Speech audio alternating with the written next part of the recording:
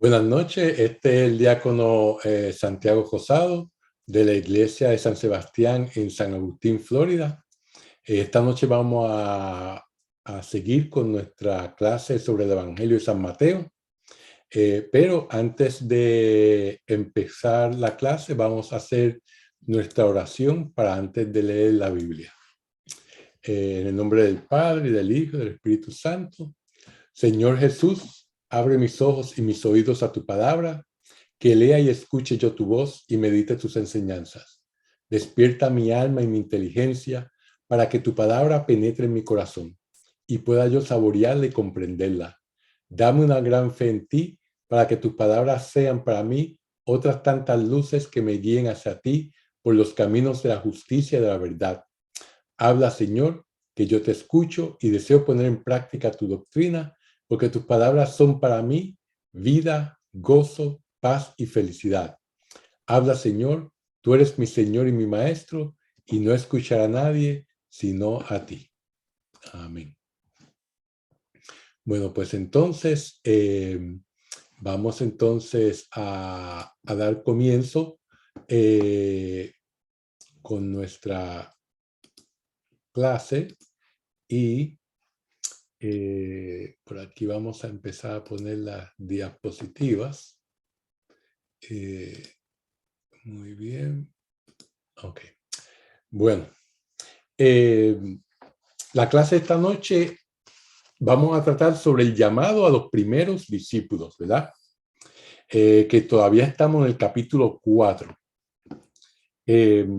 Vamos a cubrir los versículos del 18 al 25 que tratan sobre el llamado a los primeros discípulos de Jesús y su primera predicación y milagros. El llamado de Jesús a sus primeros discípulos es un evento asombroso, pero como para nosotros es una historia muy conocida, muchas veces no valoramos el gran significado que esta historia tiene. Tenemos que valorar el hecho de que Jesús empieza su vida pública sin que nadie lo conozca. Él es un desconocido para todo el mundo, excepto, claro está, en Nazaret.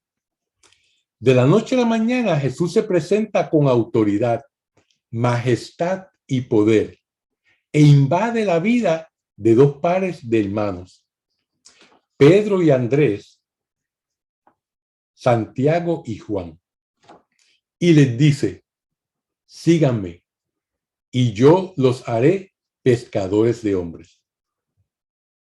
Es interesante ver que hayan sido dos pares de hermanos. A ellos no les sorprendió ni les chocó este llamado abrupto de Jesús, ¿verdad? Lo cual quiere decir que ellos estaban listos. Y esto es algo sorprendente.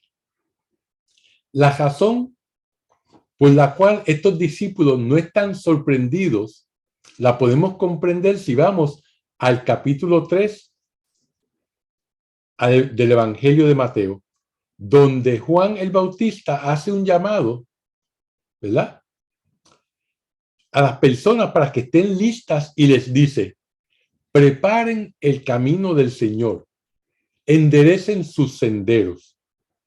Su mensaje fue recibido de una manera tan negativa que ninguno de los líderes religiosos le hizo caso a Juan, lo cual nos lleva a pensar que no había nadie en Israel que estuviera listo para recibir al Señor en sus corazones.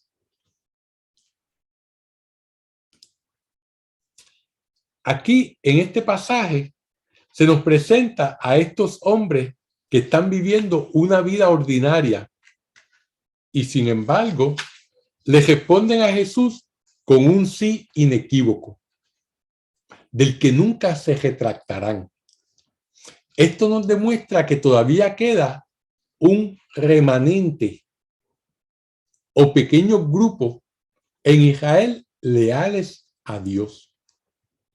Como se acuerdan, en el Antiguo Testamento, en Israel siempre ha habido un remanente de verdaderos creyentes. No importa las persecuciones o la época que leamos, ¿verdad?, en el Antiguo Testamento. Si vamos al Evangelio de San Juan, vemos que Santiago y Juan ya habían escuchado la enseñanza de Juan el Bautista y se habían convertido en sus discípulos. Vemos que estos hombres ya estaban buscando al Mesías, ¿verdad? Por esta razón, cuando Jesucristo los llamó, no estaban sorprendidos. Santiago y Juan estaban con Juan el Bautista cuando Jesucristo estaba presente y ellos habían oído cuando Juan se había referido a Jesús como el Cordero de Dios, ¿verdad? Que vendría después de él. Y eso había expresado todavía un poco más, había dicho, a quien yo no soy digno de quitarle sus sandalias, ¿verdad?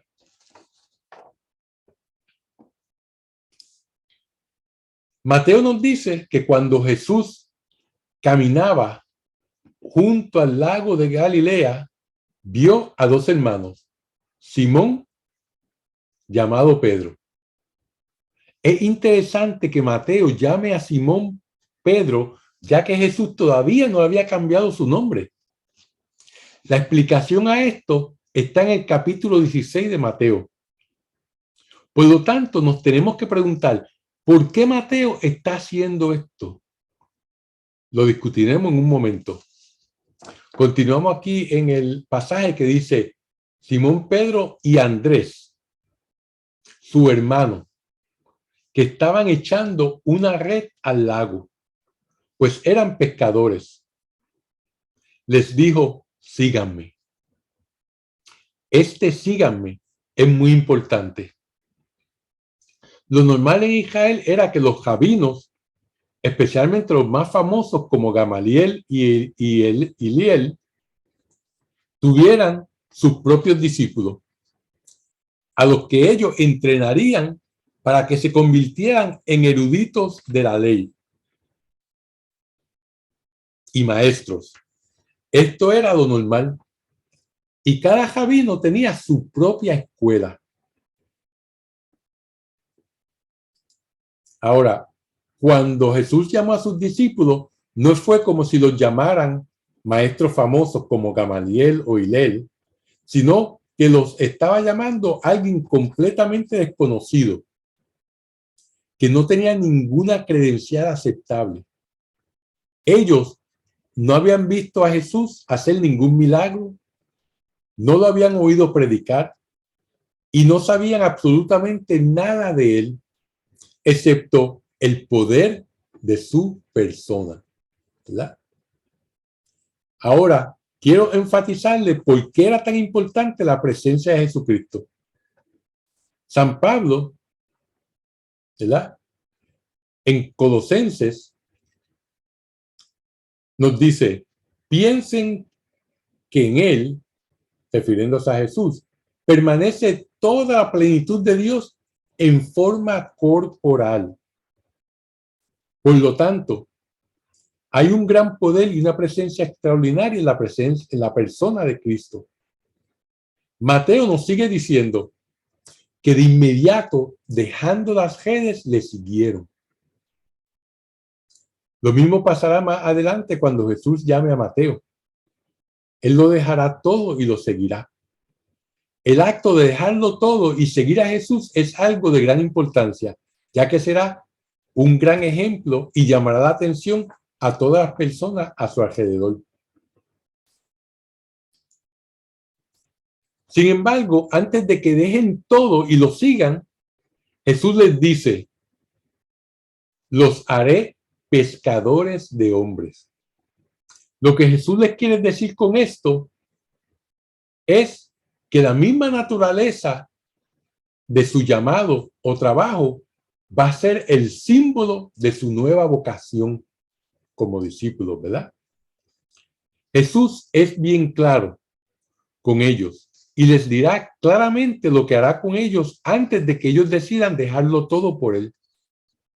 Él los va a sacar de la oscuridad de sus vidas privadas y los pondrá en el escenario mundial. Así como él está saliendo de la oscuridad de su vida privada, y empezará su vida pública. Estos hombres no tienen poca o ninguna importancia o influencia en la historia de la humanidad durante sus vidas como pescadores. Ahora tendrán un efecto radical en la historia de la humanidad. De hecho, ellos van a cambiar la historia de la humanidad a través de Jesucristo. Yo los haré pescadores de hombres. Aquí tenemos la voz del Señor hablando con autoridad, diciendo lo que Él va a hacer con ellos.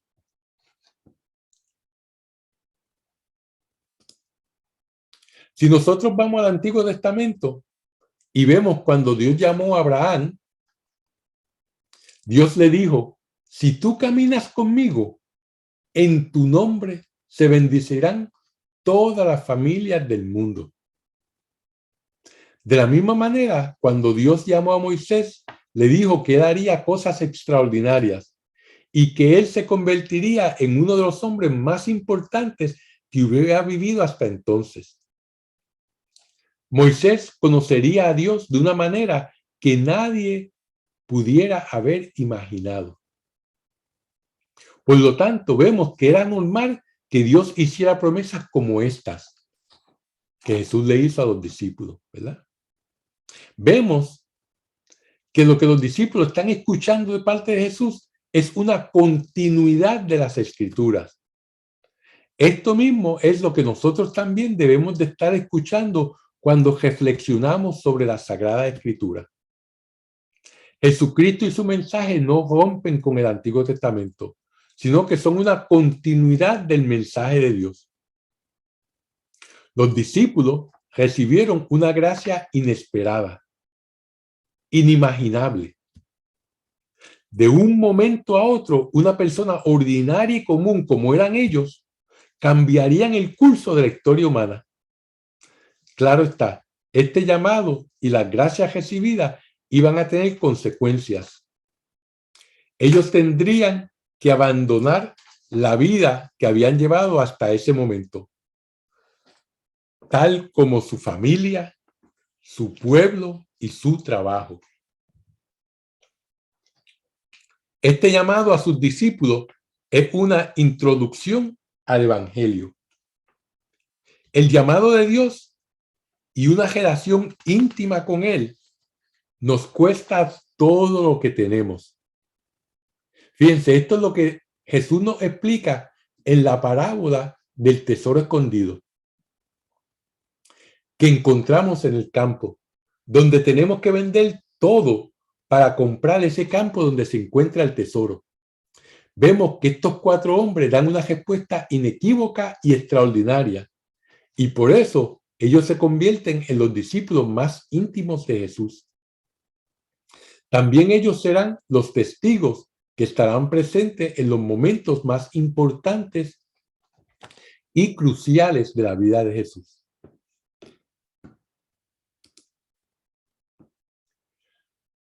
Vamos a hablar un poco sobre Simón. En el Evangelio de San Mateo se le da mucha importancia a Simón, hijo de Jonás, a quien más tarde Jesús le llamaría Pedro. ¿Verdad? Eso fue porque Mateo escribió su Evangelio después del año 70 después de Cristo. Y para esta fecha, Pedro y Pablo ya habían muerto. Uno en el año 65, Pedro, y el 67, Pablo. ¿Verdad? Ya habían muerto los 2 testigos más grandes de Jesucristo. Es por esto que Mateo no está tan interesado en Simón como persona, ¿verdad? Sino más bien en el cargo que Pedro tendrá como jefe de la iglesia, el cual se heredará de generación en generación. Por esto, Mateo nos da varios pasajes que enfatizan este ministerio petrino y su importancia para la iglesia. Veamos algunos de estos pasajes. El primero, el pasaje en donde a Pedro se le llama roca como título, ¿verdad? Este título lo vimos otra vez en Mateo capítulo 8, capítulo 10 y 15. Mucho antes del episodio que tuvo lugar en Cesarea de Felipe, que esto se encuentra en el capítulo 16. Si se acuerdan de este episodio en Cesarea de Felipe, es cuando Jesús le pregunta a sus discípulos, ¿quién la gente dice que soy yo? Y unos dicen que tú eres Elías, otros dicen que tú eres Juan el Bautista, otros dicen que tú eres un profeta. Y él le dice, pero ¿qué ustedes dicen? ¿Quién ustedes dicen que soy yo? Y entonces Pedro salta y le dice, tú eres el Cristo, el Hijo de Dios, ¿verdad? Y entonces ahí es que Jesús le dice a Pedro, nadie, bendito eres tú, porque ningún hombre te ha dicho esto, eso solamente el Padre te lo puede haber revelado, ¿verdad? O sea que ese es ese episodio de Cesarea de Felipe. Otro episodio es en el capítulo 14, donde tenemos ese episodio extraordinario donde Pedro camina sobre el agua, ¿verdad?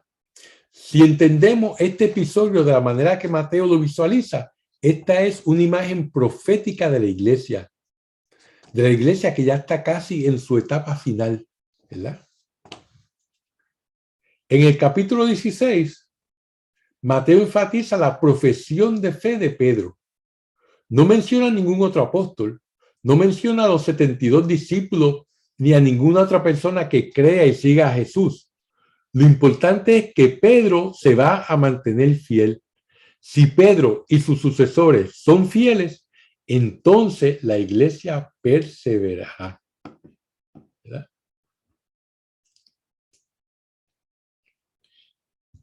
En el capítulo 17, Mateo resalta el papel que Pedro juega en la transfiguración de Jesucristo.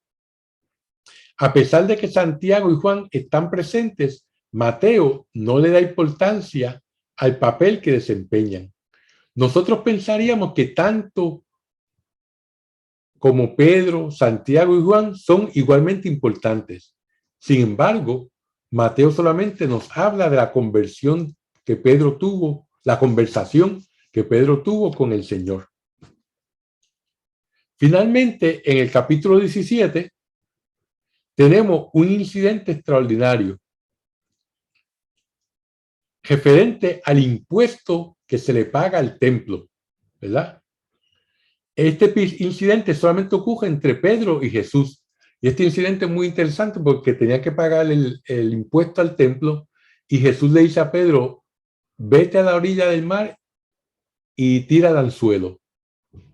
Y cuando él tira el anzuelo, coge un pez y en la boca del pez había una moneda del valor con el cual no solamente Jesús, sino también él podían pagar el impuesto del templo.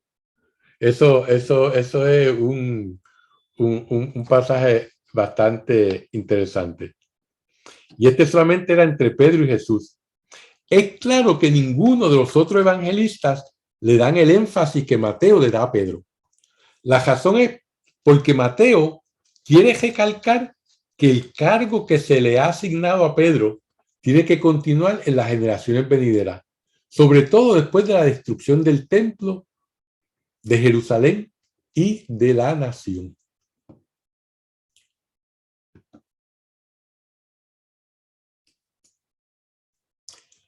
Ahora, volviendo al texto que estábamos estudiando, ¿verdad? Tenemos la primera predicación de Jesucristo donde él enseña y sana. En el versículo 23 dice, Jesús recorría toda Galilea. Vemos que Jesús está predicando en el área donde las personas son de diferentes razas. Como habíamos dicho anteriormente, en Galilea se unían los gentiles y los judíos, ¿verdad? Esto escandaliza a los fariseos, a los escribas y a todos los líderes de Jerusalén. Nos preguntamos, ¿por qué Jesús está llevando este mensaje extraordinario a las personas que no conocen la Escritura, que no aprecian la ley y que no son fariseos? Más adelante, en el mismo versículo 23, nos sigue diciendo que Jesús iba enseñando en sus sinagogas. Esta traducción de sus sinagogas la encontramos usualmente solamente en la Biblia de estudio, como por ejemplo la Biblia de Jerusalén. En las demás Biblias se traduce como en las sinagogas. Lo importante de esta diferencia es porque si este evangelio hubiese sido escrito antes del año 70 después de Cristo, simplemente hubiese dicho en la sinagoga, dado que las sinagogas pertenecían a todo el pueblo de Israel. Pero si el evangelio se escribió después del año 70 después de Cristo, entonces esas sinagogas son de ellos, de los judíos, y no de nosotros, los cristianos. Después del año 70 después de Cristo, hubo una división entre judíos y la iglesia. Después, esto se refleja en el Evangelio de Juan, ¿verdad? En donde los fariseos y los escribas interrogan y luego expulsan el ciego que había recobrado la vista. ¿Verdad? Por cierto, la palabra sinagoga significa casa de reunión para el pueblo de Dios. Pero cuando las escrituras se tradujeron del hebreo al griego, la palabra sinagoga, que es una palabra hebrea, se tradujo como eclesia en el griego. Y esta palabra en español se convirtió en la palabra iglesia. Es por eso que la palabra correcta es sinagoga, ¿verdad? Continuando con el versículo 23, Mateo nos dice que Jesús va proclamando la buena nueva del reino y curando toda enfermedad y toda dolencia en el pueblo. Al escuchar este pasaje, si tienen buena memoria, deben de cuestionar una aseveración que les hice en una de las clases pasadas, cuando les dije que iban a haber 10 milagros en este evangelio de Mateo. Su pregunta debería ser, pero usted dijo que solamente iba a haber 10 milagros en este evangelio. La contestación es que esos 10 milagros se encuentran en los capítulos 8 y 9. Estos 10 milagros son los que caracterizan el ministerio de Jesús. Cada uno de ellos demuestran un aspecto de Jesús que en su totalidad prueban que Él es el verdadero Mesías. Sin embargo, esos no fueron los únicos milagros que Jesús realizó durante su ministerio, como vemos aquí. Este versículo 23 también nos tiene que picar la curiosidad. Nos preguntaremos, ¿cómo alguien que vivió una vida tan aislada y oscura, de la noche a la mañana se convirtió en el protagonista más importante de la vida de Israel? Esto ocurrió en una época en donde no había teléfonos, periódicos, internet, ni medios de transportación como trenes, autos o autobuses. Él lo hizo de una manera como Dios hace las cosas, con una explosión de milagros.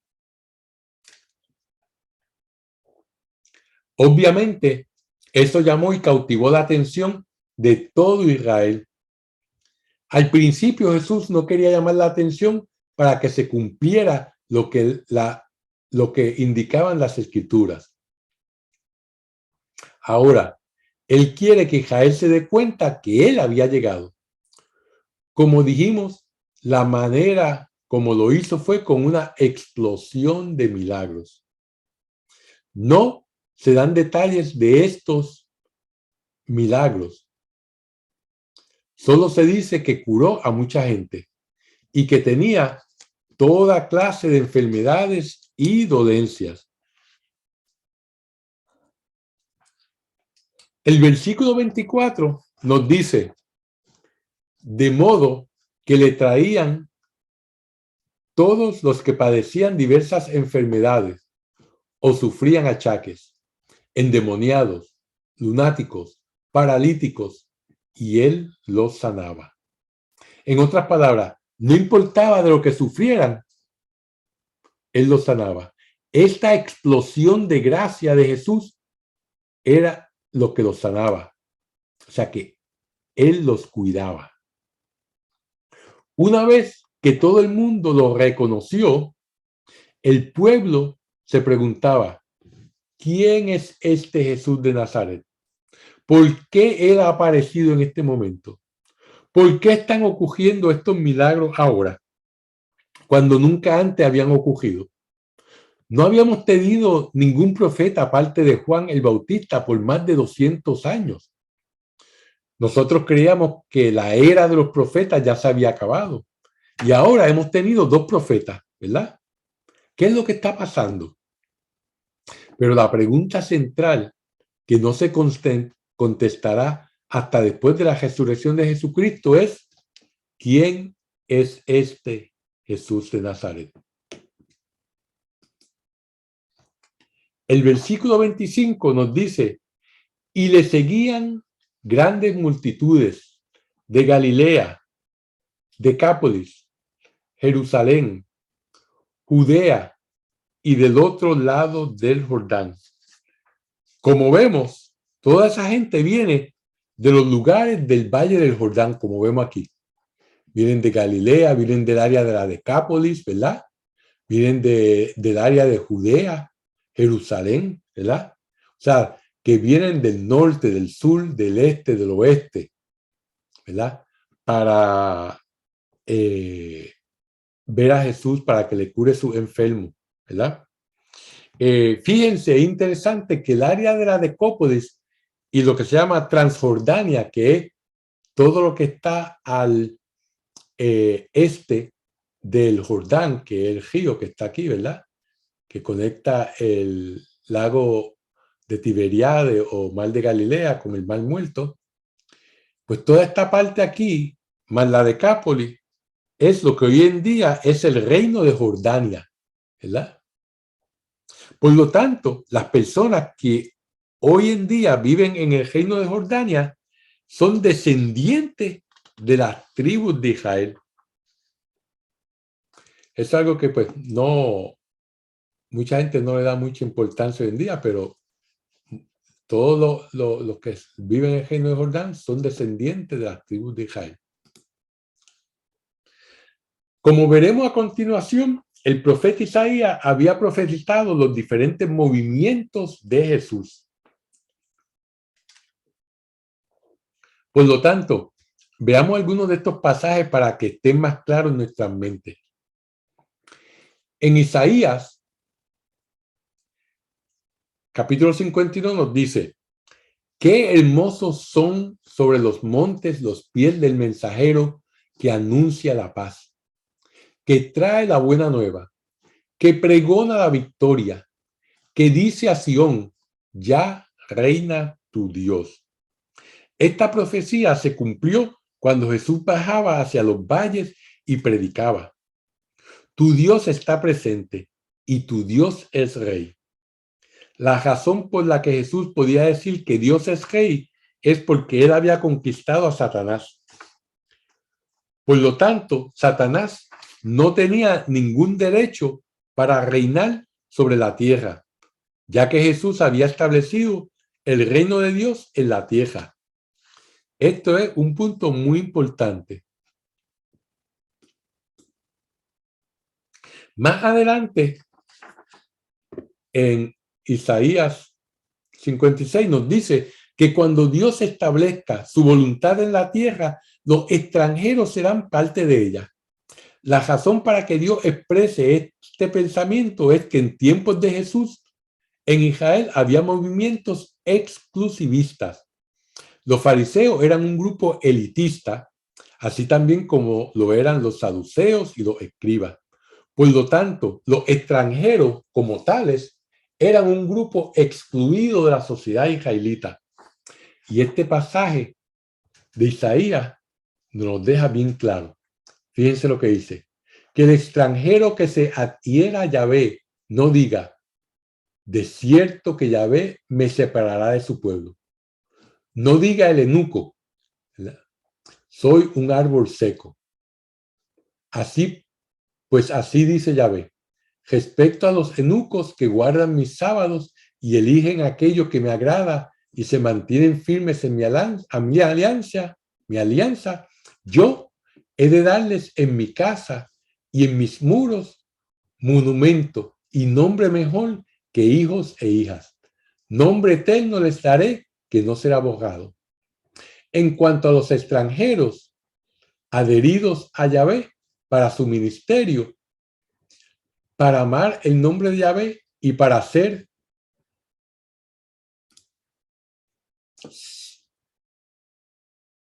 su siervo a todo aquel que guarda el sábado sin profanarle y a los que se mantienen firmes en mi alianza, yo les traeré a mi monte santo y les alegraré en mi casa de oración. Sus holocaustos y sacrificios serán gratos sobre mi altar, porque mi casa será llamada casa de oración para todos los pueblos.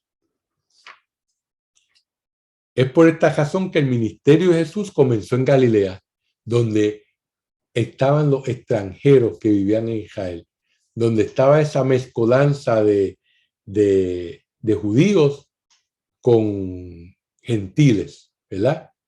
O sea que Jesús, al empezar en Galilea, está cumpliendo esta profecía de Isaías sobre él. Vayamos ahora a otro pasaje que se encuentra en el Salmo 103. Aquí encontramos una explosión de gracia. Este salmo se caracteriza por celebrar el amor de Dios y lo expresa de la siguiente manera. Dice, bendice alma mía a Yahvé, del fondo de mi ser, su santo nombre. Bendice alma mía a Yahvé, nunca olvides sus beneficios. Él, que tus culpas perdona, que cura todas tus dolencias, rescata tu vida de la fosa, te corona de amor y de ternura. Satura de bienes tu existencia y tu juventud se renueva como el águila. Yahvé realiza obras de justicia y otorga el derecho al oprimido. Yahvé es clemente y compasivo, lento a la cólera y lleno de amor. No se querella eternamente, ni para siempre guarda rencor. No nos trata según nuestros pecados, ni nos paga conforme a nuestras culpas. Como se alzan sobre la tierra los cielos, igual de grande es su amor con sus adeptos. Como dista el oriente del ocaso, así aleja de nosotros nuestros crímenes. Como un padre se encariña con sus hijos, así de tierno es Yahvé para con sus adeptos. Que Él conoce de qué estamos hechos. Sabe bien que solo somos polvo. Precioso, ¿eh? Fíjense cómo en este salmo el amor de Dios es el trasfondo, es lo que impulsa y define el ministerio de Jesús. Esta bondad y dulzura de Dios que aquí se expresa se derrama sobre los pobres, los enfermos, los ciegos y los oprimidos. Al comienzo, Jesús no les pide que demuestren su fe. Él solo quiere que sientan que la presencia de Dios es puro amor, misericordia y compasión. Al experimentar en su cuerpo la presencia de Dios, o sea, al ellos ser sanados de sus dolencias, al recobrar la vista, al poder volver a caminar, ellos están experimentando la presencia de Dios en carne propia. Por lo tanto, una vez esto ocurra, sus mentes estuvieron mejor preparadas para aceptar su palabra, su mensaje y a Cristo mismo, ¿verdad?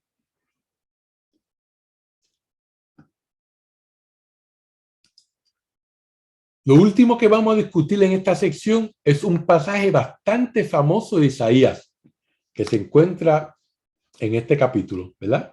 35, donde Isaías profetiza todo el ministerio de Jesús. En este pasaje nos dice que el desierto y las tierras que son desoladas van a regocijarse. Y segundo, que las tierras que están áridas van a reverdecer y florecerán. Cuando leemos esto nos preguntamos, ¿de qué está hablando el profeta? Tenemos que entender que el desierto simboliza la vida de las personas que están en un desierto espiritual. Las tierras áridas simbolizan las almas de aquellos que no reciben las aguas de la gracia y sus vidas se están desperdiciando. Todo esto se transformará en algo increíble a través del ministerio de Jesús. En el versículo 4 nos dice de este pasaje de Isaías, nos dice, digan a los cobardes, sean fuertes, no teman. Ahí está su Dios, que trae el desquite, viene en persona, los desagraviará y los salvará. ¿A qué se refiere con el desquite? ¿A qué se refiere que los desagraviará? Esto se refiere a los exorcismos que Jesús hará al enfrentarse con los poderes del infierno para así poder liberar el pueblo de Dios.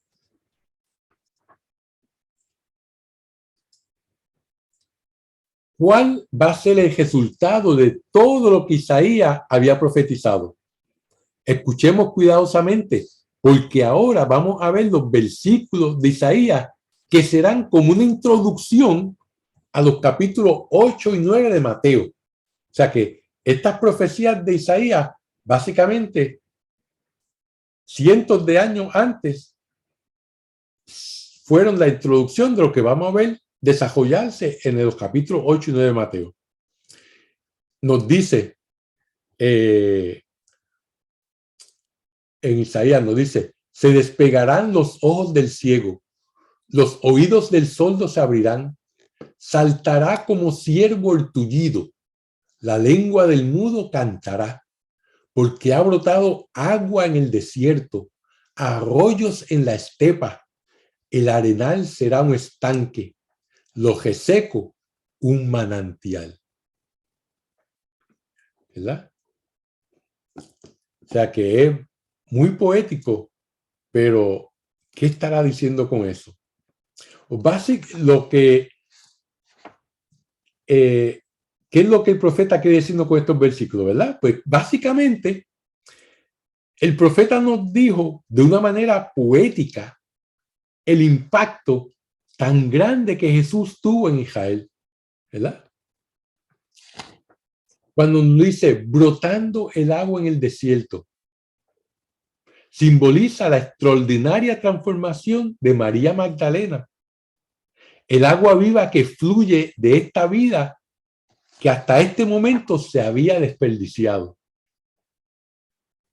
Cuando nos dice arroyos en la estepa, pensemos en Zaqueo.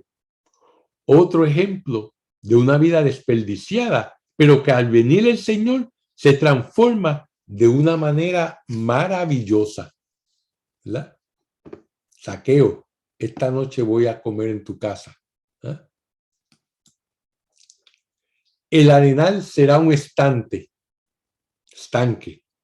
Pensemos en la mujer sorprendida en adulterio, a quien iban a apedrear. Jesús la salvó y derramó un torrente de gracia sobre ella. lo reseco un manantial. Pensemos en la transformación del leproso, ¿verdad? Cuando nos dice, en la guarida donde moran los chacales, verdeará la caña y el papiro. La caña y el papiro eran utilizados por los escribas para escribir la palabra de Dios. Por lo tanto, esta metáfora simboliza la transformación y conversión de Leví, quien más tarde lo llamaron Mateo. Él se convirtió en una fuente de la palabra de Dios, ¿verdad? Entonces, habrá allí una senda y un camino, vía sacra que se llamará. No pasará el impuro por ella, ni los necios por ella vagarán. Cuando Jesucristo predique las beatitudes, va a empezar a guiar a estas personas. Las guiará por el camino hacia ese viaje sagrado, porque las beatitudes las llevarán hacia Dios. Isaías nos sigue diciendo en el versículo 10, los redimidos de Yahvé volverán, entrarán en Sión entre aclamaciones, y habrá alegría eterna sobre sus cabezas. Regocijo y alegría los acompañarán. Adiós penar y suspiros. Lo primero que necesitamos es transformarnos. Luego empezaremos este viaje por Él, con Él y en Él, hasta que alcancemos la gloria eterna. Esa es la misión de Él. Para eso fue para lo que vino. El profeta Isaías lo resume de una manera muy sencilla para todos nosotros. Está de nosotros escucharlo y escuchar las palabras de Jesús para que lleguemos a la vida eterna, donde ya no habrá más penar y suspiro, ¿verdad? Y con eso vamos a dar por terminada nuestra clase de esta noche. Vamos entonces a hacer nuestra oración final